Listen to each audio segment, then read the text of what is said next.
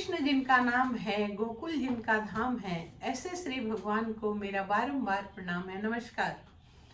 आप सबका सर्वप्रथम तो मैं धन्यवाद देना चाहूँगी कि जिन लोगों ने भी मेरे चैनल को सब्सक्राइब किया है, लाइक किया है, उन सब का हृदय तल की अनंत गहराइयों से बहुत बहुत धन्यवाद। आगे भी उम्मीद करती हूँ कि आप लोग मेरे वीडियोस को स्किप ना करते हुए पूरी वीडियो देखेंगे। और जो लोग अभी तक सब्सक्राइब नहीं किए, उम्मीद करती हूँ वो भी सब्सक्राइब करेंगे, लाइक करेंगे। आज हम लोग चर्चा करेंगे विष्णु सहस्त्र नाम की।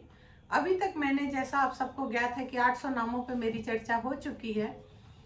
अपनी अल्प बुद्धि से जितना मैं कर पाती हूँ, मैं एक आप लोगों के सामने वो चीज़ें रखने का प्रयास करती हूँ कि आप लोग अपने धर्म को जान सके, अपने सनातन धर्म को कैसे उसका पालन करना है, कैसे हमारा शास्त्र क्या कहता है। आप सबके सामने अपनी बात को रखने का मेरा यही विशेष उद्देश्य है कि मैं अपने धर्म को किसी तरीके से आगे बढ़ाऊं। चाहे वो एक कहते हैं ना, चींटी चिड़िया की चोंच के एक बूंद के बराबर ही सही, लेकिन मुझे अपने सनातन धर्म का पालन करना है। और मेरा यही प्रयास है कि आप सब तक मैं अपने शास्त्रों का गुणगान करूं। तो चलिए आज आगे के नामों पे भगवान की चर्चा करते हैं। भगवान के आगे के जो नाम है, अक्षोभ्य, सर्वागीश्वर, महाहृदय, महागर्ता, महाभूता, महानिधि। शास्त्र हमारा कहता है कि जो परमात्मा राग द्वेष जैसी चीजों को छूते भी नहीं है, वही परमात्मा जो है वो अक्षोभ्य है। उन जो विषय भोगों से सदा दूर रहते हैं, उनको कोई सरोकार नहीं है, वही जो परमात्मा है वो सर्वागीश्वर है, जो समस्त देवताओं के यानी ब्रह्मा आदि के भी ईश्वर हैं।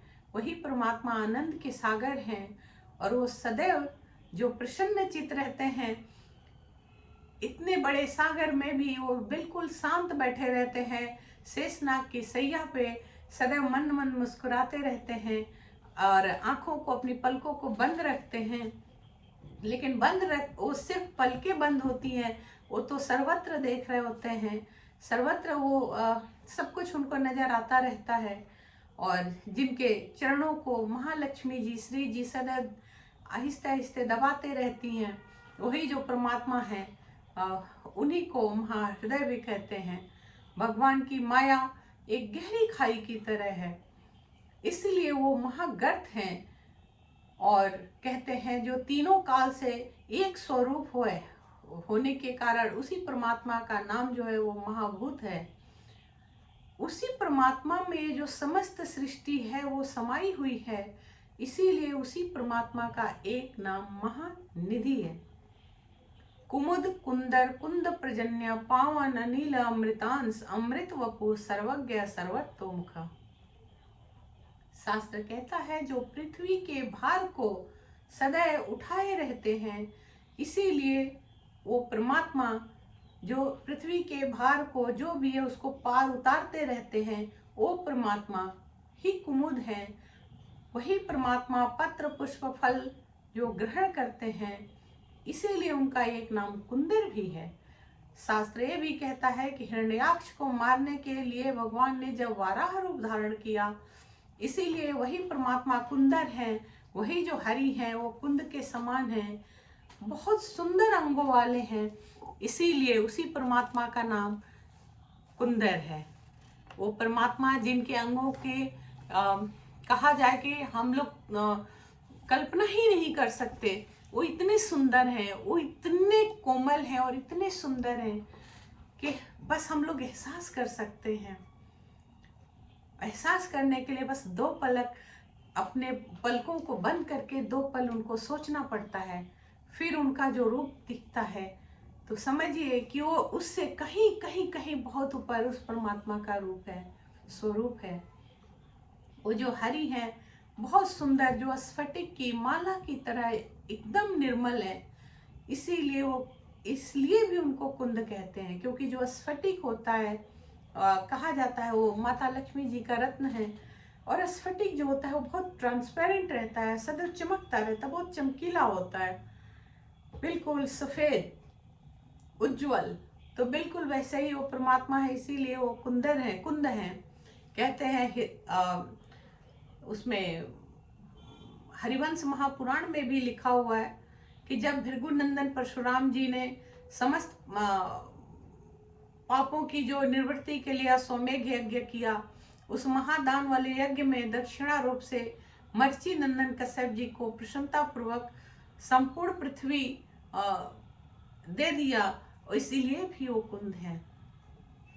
विष्णु धर्म में लिखा है कि जब कई बार इस पृथ्वी को क्षत्रियों से शून्य कर दिया था, वो भृगुश्रेष्ठ परशुराम रूप भगवान हरि हम जीवों के मंगल वृद्धि करने वाले हैं।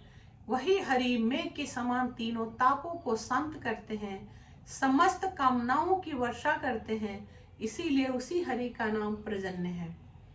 जो जीव के अंदर प्रेरणा देते हैं वही परमात्मा अनिल है। स्वयं अमृत के अंदर प्रेरणा, जो स्वयं अमृत का भोग करने से वो अमृतांश हैं, वो परमात्मा बहुत सुलभ है और बहुत कठिन है। सुलभ है वो अपने भक्तों के लिए, क्योंकि भक्त के लिए परमात्मा बहुत ही सुलभता से, सहजता से महसूस किए जाते हैं। और ऋषि मुनि संत उनको पाने के लिए कितना यज्ञ करते हैं, कितना तप जप करते हैं, तब जाकर वो उनके लिए सुलभ होते हैं। तो वही परमात्मा अविनाशी हैं, अमृतांश हैं, जो न जन्म लेते हैं न मरते हैं। वही परमात्मा अमृत वपु हैं, वो सब कुछ जानते हैं, इसीलिए वो सर्वज्ञ हैं। वही सर्वज्ञ और सर्वविद हैं। वो परमात्मा सब और जो जिनके नेत्र हैं, हर तरफ जिनके सिर हैं, मुख हैं, इसीलिए वो जो परमात्मा है वो सर्वत्र मुख भी कहे जाते हैं, क्योंकि वो सर्वत्र देखते हैं। दसों दिशाओं में, वो पूरी सृष्टि में उनकी नज़र हर तरफ है। वो सब कुछ देख रहे हैं। वो आंखें बस पलकें उनकी बंद होती है, वो हर तरफ देख रहे होते हैं। हर तरफ उनको सब कुछ उनको पता होता है कि कौन सा मेरा जीव क्या आचरण कर रहा है, क्या व्यवहार कर रहा है, क्या कर रहा है, उनको सब कुछ पता होता है। इसीलिए कहते हैं सदैव अच्छा सोचो, अच्छा बोलो, अच्छा करो। सुलभ सुब्रता सिद्ध शत्रुजित शत्रुतापन नयोग्रद उदुम्बर स्वथस चाणु राद्र शब्दम। वो परमात्मा जो किसी चीज से नहीं बल्कि भक्ति से प्रसन्न होते हैं, उस परमात्मा को 56 भोग से कोई लेना देना नहीं होता। वो तो भक्त अपनी प्रसन्नता से चढ़ाते हैं। वो परमात्मा जो पत्र पुष्प से ही परम सुख उनको मिल जाता है, उनको परम खुशी मिल जाती है, इसीलिए वो उस भक्त के लिए वो परमात्मा अत्यंत सुलभ है। परमात्मा को सिर्फ भक्ति से ही पाया जा सकता है। जो चीजों के मूल्य को भी बिना मूल्य के भी मिल जाए, जैसे पत्र पुष्प फल जल, जो भक्त होते हैं वो यही चीजें जो परमात्मा को अर्पण कर देते हैं और परमात्मा रिझ जाते हैं। और जो जब कहते हैं भक्ति है नहीं, स्वच्छता है नहीं, सदाचार है नहीं, सत्यता है नहीं, लेकिन वो सोचते हैं कि हम 56 भोग चढ़ाकर प्रभु को प्राप्त कर लेंगे, फिर भी वो नहीं कर पाते हैं, उनको नहीं रिझा पाते हैं। और एक भक्त अपनी भक्ति से, अपने प्रेम से प्रभु को रिझा लेता है। माता सबरी बेर खिला के भगवान को प्राप्त कर लेती हैं। और इसी तरीके से तमाम चीजें हैं जो विदुरानी जो है वो केले के छिलके और साग से प्रभु को रिझा लेती हैं। तो भक्त जो होता है उसको 56 भोग लगाने की आवश्यकता ही नहीं पड़ती हो। तो हम अपने प्रसन्नता से लगाते हैं कि प्रभु हमारे हैं, कृष्ण हमारे हैं, हरि हमारे हैं। जब भगवान हमारे हैं तो हम उनको बेहतर से बेहतर अपनी सामर्थ्यता में, जहाँ हम जिस हाल में रहते हैं, हम क्या अर्पण कर सकते हैं, वो भाव हम जीवों का होता है। लेकिन प्रभु को उससे नहीं, प्रभु बस आपके भक्ति से रिझते हैं। इसीलिए सदैव नेक कार्य करना चाहिए, नेकी के रास्ते पर चलना चाहिए। वो परमात्मा जो स्वयं सारे लोगों के स्वर्ग के स्वामी हैं, इसीलिए वो हरि जो है वो सुब्रत हैं। भगवान की सिद्धि किसी और के अधीन नहीं, इसीलिए वो सिद्ध हैं। जो देवताओं के शत्रु होते हैं, जो देव तुल्य जीवों के जो शत्रु होते हैं, वही भगवान के भी शत्रु होते हैं। इसीलिए भगवान शत्रुजीत हैं, क्योंकि जो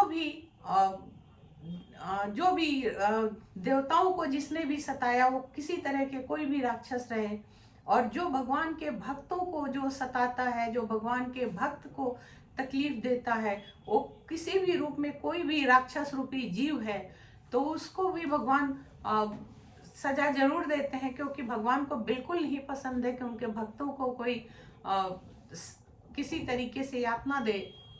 जो भगवान के भक्त हैं उनको कोई भी राक्षस रूपी जीव किसी तरह से सताए, रुलाए या परेशान करे, उससे भगवान बिल्कुल बर्दाश्त नहीं करते हैं। इसीलिए कहते हैं कि शत्रुओं को तपाने वाले हैं वही संहार करने वाले हैं, इसीलिए शत्रुतापन है। जो भगवान के भक्त का शत्रु है वो भगवान का शत्रु बन जाता है, और भगवान अपने भक्त को सुरक्षित करने के लिए उस शत्रु को ऐसी सबक देते हैं कि फिर वो सताना ही भूल जाता है। वो फिर वो अपनी जो भी उसकी जो बुरी नीयत होती है उससे वो भूल जाता है। शत्रु कहते हैं जो नीचे की ओर भी उगते हैं और ऊपर की तरफ भी बढ़ते हैं, जिनका कोई अंत नहीं है, ना नीचे की तरफ अंत है ना ऊपर की तरफ अंत है, वही नवग्रह हैं, कारण रूप से आकाश से भी बहुत ऊपर है, इसीलिए वही उदुम्बर हैं। वो जो परमात्मा है उनका कोई भी आप था नहीं लगा सकते, वो अत्यंत दुर्लभ है, कोई नहीं आज तक कर ही नहीं पाया। भगवान कहाँ तक नीचे आप उनकी लीला है और कहाँ ऊपर है, कितने अनंत है, धरती के नीचे कितनी गहराई है और आसमान के ऊपर कितनी उनकी ऊंचाई है, कोई आज तक नहीं जान पाया है। वो परमात्मा जो है वो अनंत, इसीलिए उनका नाम है। वो परमात्मा जो विश्व का पोषण करते हैं, वो जो कल भी थे, आज भी हैं और सदैव रहेंगे, इसीलिए वो अश्वतत्व हैं। शास्त्र ये भी कहता है कि जो ऊपर की तरफ मूल वाला और नीचे की तरफ शाखाओं वाला जो सनातन अश्वतत्व वृक्ष है, जिसे वृक्ष में पीपल भी कहते हैं, चारों नामक एक वीर को जिन्होंने मारा था, इसलिए वो हरि ही चारों रांध्र निषुद्धनम है। शस्त्रांची सप्तजिह सप्तैधा सप्तवाहन, अमूर्ति अनघ अचिंत्य भयकृता भयनाशन।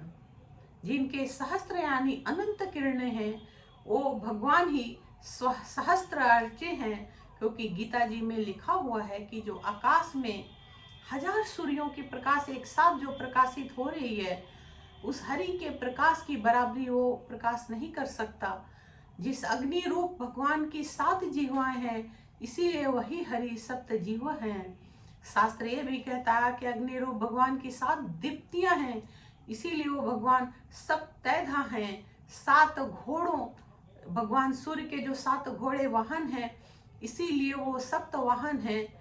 यहाँ एक चीज मैं और क्लियर कर दूं कि शास्त्र में ये भी लिखा है कि 7 घोड़े नहीं होते हैं, एक ही घोड़ा है, लेकिन उस घोड़े के 7 नाम हैं, और मूर्तिहीन होने के कारण वही जो परमात्मा है, वही हरि जो है, वही कहते हैं कि अमूर्ति हैं, जिनके अंदर न दुख है न पाप है, इसीलिए वो भगवान, वो हरि ही अनघ है, वो साक्षी है हर चीज के, इसीलिए वो अचिंत्य हैं। कहते हैं जो प्रपंच से रहित है, इसीलिए वो अचिंत्य हैं। असत्य मार्ग पर चलने के कारण जो जीव मर्यादित रहते हैं, पर परमात्मा के शरण में रहने के कारण जो कभी भयभीत नहीं होते हैं, इसीलिए वो भयकृत हैं। जो धर्म को जो धर्म के मार्ग पे चलते हैं, जो भी भक्त, जो जीव है, जो धर्म के मार्ग का अनुसरण करते हैं, धर्म का अनुसरण करते हैं, धर्म के मार्ग पर चलते हैं, सत्यता के मार्ग को अपनाते हैं, जीवन में सत्यता को अपने आचरण में ढालते हैं, अपने कर्म में, अपने हर तरीके से वो सत्य का मार्ग जो पकड़ के चलते हैं, भगवान कभी उसका बाल बाका नहीं होने देते, इसीलिए वो भयकृत हैं। और जो धर्म के मार्ग पर चलते हैं, और भगवान स्वयं उस अपने भक्त को भयमुक्त कर देते हैं। जो परमात्मा है वो अपने जो भी उनके शरण में रहता है, जो भी उनके भक्त हैं, जो प्रभु का स्मरण करता है, उसे कभी भी किसी भी आक्रांत चीजों से भयभीत नहीं होने देते, और वही भयनाशन है। शास्त्र ये भी कहता है कि जो भक्त अपने आचार व्यवहार का पालन नियम से करता है, वो इंसान, वो जीव भगवान को आसानी से पा लेते हैं।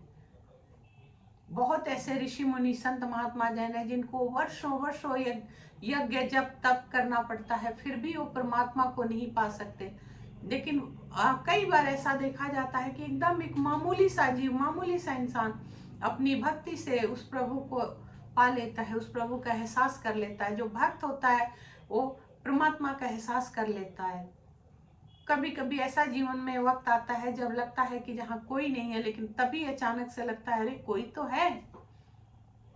अगर कोई था नहीं तो ये संभाला किसने, इसने किया किसने। और तब नतमस्तक हो जाता है वो जीव परमात्मा के शरण में कि प्रभु तुम ही तो थे। तो कहते हैं कि सदैव, यहाँ शास्त्र बार बार कहता है कि हम भक्तों को सदैव परमात्मा का स्मरण करते रहना चाहिए, परमात्मा को याद करते रहना चाहिए, उनका हृदय तल में उनका स्मरण होते रहना चाहिए, कभी एक क्षण भी उनको विस्मित नहीं करना चाहिए। और शास्त्रे भी, जैसा अभी हम लोगों ने चर्चा किया कि परमात्मा 56 भोग के भूखे नहीं है, वो तो सर्व ऐश्वर्य के मालिक है, स्वामी है। वो पत्र पुष्प फल से ही, अपने भक्त की भक्ति से वो बहुत प्रसन्न हो जाते हैं। तो सदैव परमात्मा के चरणों में आराधना करते रहना चाहिए, भरोसा रखना चाहिए। अणु बृहत के स्थूल गुण भृत निर्गुण महान अधृत स्वधृत स्वास्य प्राग वंशवर्धना। अत्यंत सूक्ष्म होने से वो भगवान अणु है। सिर्फ शुद्ध मन आत्मा से ही भगवान को जाना जा सकता है, पाया जा सकता है, एहसास किया जा सकता है, समझा जा सकता है। जगत को बहुत बड़े स्तर पर बढ़ाने वाले होने से वही परमात्मा बृहत हैं। शास्त्र के अनुसार वही कृष्ण हैं। द्रव्य रूप से वही भगवान सर्वात्मक होने से स्थूल भी हैं। सृष्टि, स्थिति और सत्व और तम रज तीनों गुणों के अधिष्ठाता होने से गुणभृत हैं। वही परमात्मा निर्गुण है। कहते हैं जो परमात्मा निर्गुण है उनको भक्त अपनी भक्ति से कभी भी पा सकता है, उनका एहसास कर सकता है। जब भी वो 2 पल भगवान के नामों का संकीर्तन करता है या अपने मन में स्मरण करता है, चिंतन मंथन करता है, वो परमात्मा एहसास कराते हैं कि मैं हूँ। शब्द गुणों से रहित अत्यंत सूक्ष्म वही नित्य शुद्ध है। और कहते हैं सर्वत्र होने के कारण विभिन्न रूप से कर्म समूह युक्ति से भी नहीं कहा जा सकता, इसीलिए वही परमात्मा महान है। अंग शब्द शरीर स्पर्श से रहित तो महान और सूची हैं। पृथ्वी को धारण करने के कारण वही अधृत हैं, क्योंकि पृथ्वी का जो भार उनके कहते हैं उनके अलावा कोई और उठा ही नहीं सकता, कोई धारण ही नहीं कर सकता। तो इसीलिए जो परमात्मा ने स्वयं अपनी स्वेच्छा से परमात्मा ने इस पृथ्वी को धारण किया हुआ है, वही स्वधुत है। कमल जैसे भगवान का एक एक अंग है, रंग ताम्र है, इसीलिए वो स्वास्थ्य है। कहते हैं उनके वंश के आगे ना कोई व्याख्या है, ना उनके वंश के पीछे की कोई व्याख्या है, इसीलिए वही परमात्मा प्राग वंश है। भगवान प्रपंच से रहित है, धर्म के पुरोधा हैं, इसीलिए वंश वर्धन है। अनंत है, अनंत है, अनंता है। पृथ्वी का जो भार उठाए हैं इसीलिए वो भारभृत हैं। वेदों में भगवान का ही कथन है कि जो जीव जानने योग्य है, वेद रामायण पुराण महाभारत इन सब के ऋचाओं में भगवान का ही गुण गाया जाता है। ये जितनी भी रचनाएं हैं, जितनी भी ऋचाएं हैं, जितने भी चाहे वेद पुराणम महाभारत, जितने हमारे ग्रंथ है, उपनिषद, सब कुछ संगीता जितना भी है, सब में भगवान के एक एक शब्दों में, एक एक लाइन में भगवान का ही गुण है, गुणगान गाया गया है। जितने भी हमारे ऋषि मुनियों ने गाया है, परमात्मा का ही गुण हर सर्वत्र गाया है। यह सोचकर जीवन में जो भी जीव आगे बढ़ता है, जो सब कुछ ईश्वर का ही है, ऐसा जो जीव मान लेता है, वो जीव जीवन के हर कठिन पड़ाव को बहुत हंसी खुशी पार कर ले जाता है। जो जीव प्रभु में ही पूरी अपने आप को समझता है, अपने आप को जो देखता है, उस भक्त का मार्ग जो होता है वो बिल्कुल सुगम हो जाता है।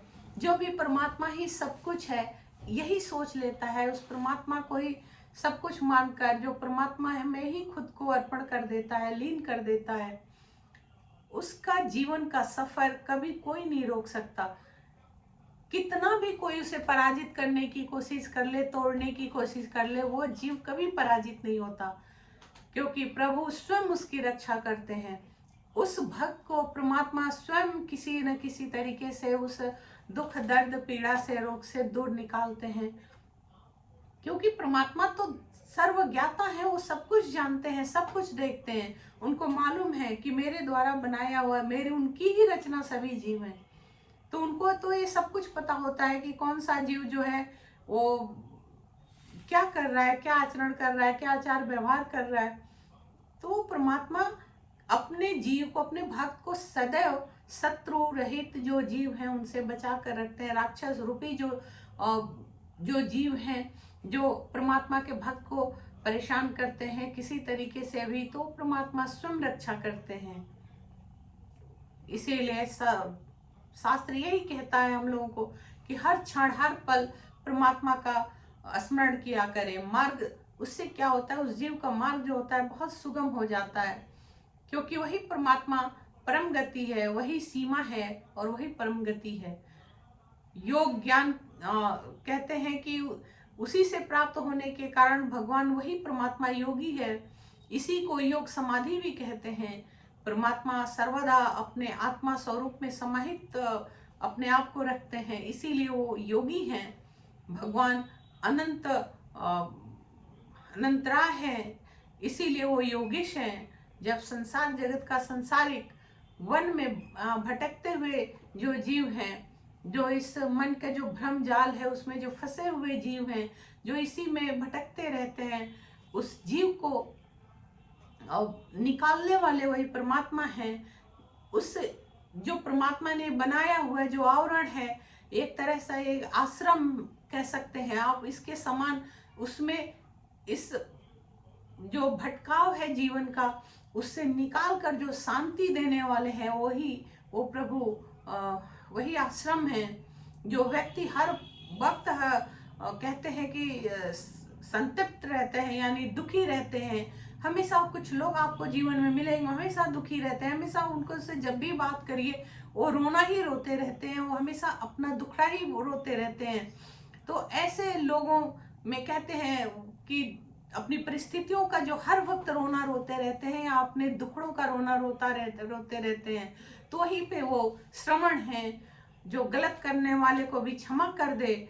इसीलिए परमात्मा का एक नाम क्षाम है, क्षमा करोति, जो बहुत सुंदर पत्ते हैं जीव की वृक्ष को, वही जो सुपर्ण हैं, जिनके भय से हवा का रुख बदल जाता है, हवा का रुख चलता है, वही परमात्मा वायु वाहन है। कभी भी यहाँ मैं आप लोगों को बोलूंगी कि बहुत तमाम ऐसे आपके इर्द गिर्द लोग मिल जाएंगे, परिवार में लोग मिल जाएंगे, साथी संगति में लोग मिल जाएंगे, जो सदैव अपने दुखों का ही रोना रोते रहते हैं। एक व्यक्ति होता है, जब आप उससे बात करेंगे तो उत्साह बढ़ता है, उल्लास बढ़ता है, प्रसन्नता बढ़ती है।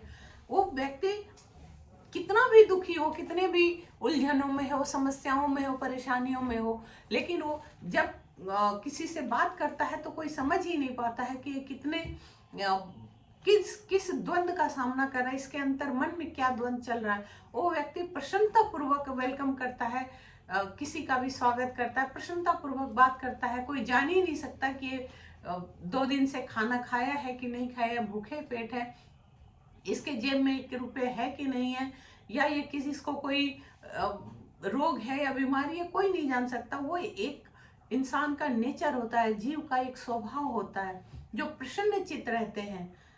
तो जो ऐसे व्यक्ति हैं जो सदैव प्रसन्न चित्त रहते हैं, परमात्मा वो हरि सदैव उस व्यक्ति की रक्षा करता है। परमात्मा को प्रसन्न चित्त रहने वाले व्यक्ति बहुत पसंद आते हैं। वहीं पे कुछ लोग आपको मिलेंगे जो सदैव दुखड़ा रोते रहते हैं, सब कुछ होने के बाद भी हमेशा दुखड़ा रोएंगे, हमेशा स्वस्थ पूर्ण रूप से वो शरीर से स्वस्थ रहेंगे, लेकिन वो दुखड़ा रोएंगे कि मैं तो बीमार हूँ, मेरे तो ऐसा हो गया, मेरे को तो वैसा हो गया, मेरे को तो सर दर्द है, मेरे को तो पेट दर्द। वो हमेशा अपने दुखों में ही, मतलब वो अगर किसी ने उसका हाल चाल क्या ले लिया, वो अपने दुखों का ही बखान करने लगते हैं। ऐसे लगता है कि दुनिया के सबसे पीड़ित व्यक्ति हैं। तो ऐसे लोग को परमात्मा कहते हैं, शास्त्र कहता है कि ऐसे लोगों को अपने आचरण को बदलना चाहिए। ऐसे लोग जो इस तरीके की हरकतें करते हैं कभी मत कीजिए। आपको अगर कोई तकलीफ भी है तो भी आप कभी मत कहिए कि मैं बहुत दुखी हूँ, मैं तकलीफ में हूँ, मैं परेशानी में हूँ।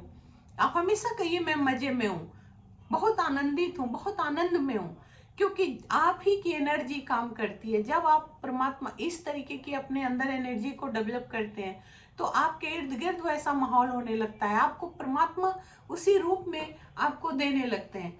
लेकिन जब आप रोना रोते हैं, दुखड़ा रोते हैं हमेशा, तो कहीं ना कहीं आपकी वो एनर्जी निगेटिविटी को पैदा करती है।